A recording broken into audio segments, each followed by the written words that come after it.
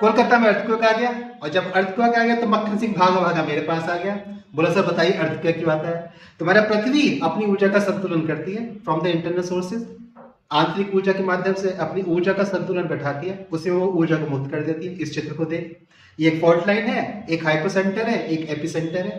तो जो पृथ्वी के नीचे का केंद्र है, यहां से ऊर्जा निष्कासित हुई है, उसने एक फॉल्ट लाइन बना दी है, भ्रंश रेखा, और ऊपर जाके सतह पे जहां पे टकराती है वहां से भूकंप आता है। तो भूकंप की तरंगे पृथ्वी के अंदर से चलती हैं, एस वेव और पी वेव, और जब ये सतह पे आके मिल जाती है तो यहीं से एल वेव और आर वेव को जनरेट कर देती है। पहले एल वेव जनरेट होती है।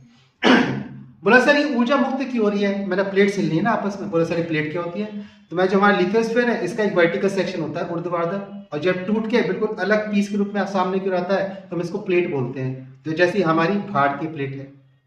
तो बोला सर कलकत्ता में क्यों आया है, मेरा पास से मालदा गैप है ना।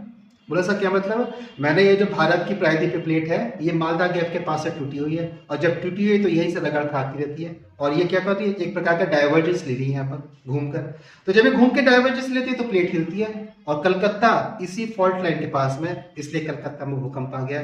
तो भूकंप आया 5.5 रिक्टर स्केल का। मैंने मक्खन सिंह से कहा, मक्खन सिंह भूकंप व्यक्ति को नहीं मारता है, व्यक्ति अपने आप से भूकंप से मरता है। बोला सर कैसे, मैंने खुले ग्राउंड में भूकंप आया, मैं नीचे की ओर था, खुले ग्राउंड में था, मुझे क्या पता लगा भूकंप आया, भूकंप ने हानि पहुंचाई। बोले नहीं सर, मैंने जो हमारा कंस्ट्रक्शन है ये हमको हानि पहुंचाता है, जब वो टूट टूट के गिरता है तो हम उसके नीचे दब जाते हैं।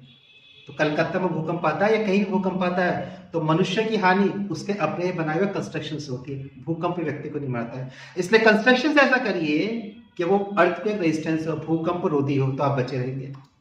इसलिए कंस्ट्रक्शन पे ध्यान दीजिए बनस्पति इसके कि हम अर्थक्वेक को कोसते रहे कि अर्थक्वेक ने व्यक्तियों को मार दिया है। और अगर अर्थक्वेक नहीं आ रहे हैं तो मान लीजिए पृथ्वी की आंतरिक ऊर्जा संतुलन ठीक से नहीं चल रहा है, अर्थक्वेक नॉर्मल तरीके से आ रहे हैं, यानी कि पृथ्वी अपनी इंटरनल एनर्जी को ठीक प्रकार से बैलेंस कर रही है। चैनल को सब्सक्राइब कर लीजिए, वीडियोस को लाइक कर लीजिएगा और अपना समर्थन देते रहिए, आर्थिक नहीं टिप्पणियों के माध्यम से। धन्यवाद।